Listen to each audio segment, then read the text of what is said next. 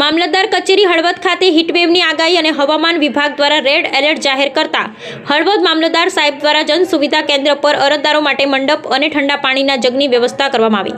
મામલતદાર કચેરી હળવદ ખાતે હીટવેવની આગાહી અને હવામાન વિભાગ દ્વારા રેડ એલર્ટ જાહેર કરાતા હળવદ મામલતદાર સાહેબ દ્વારા જન સુવિધા કેન્દ્ર પર અરજદારો માટે મંડપ અને ઠંડા પાણીના જગની વ્યવસ્થા કરવામાં આવી હતી।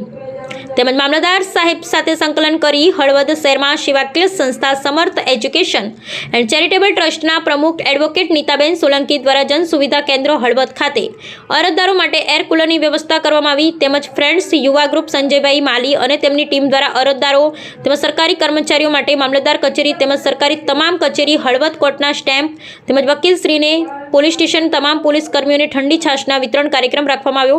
આ સાથે જ મામલતદાર શ્રી એટી ભટ્ટ સાહેબ દ્વારા તમામ સેવાકીય સંસ્થાનો આભાર વ્યક્ત કરવામાં આવ્યો અને તમામ સેવાકીય સંસ્થા સેવાકીય પ્રવૃત્તિમાં આગળ વધે એવી શુભકામનાઓ પાઠવવામાં આવી હતી।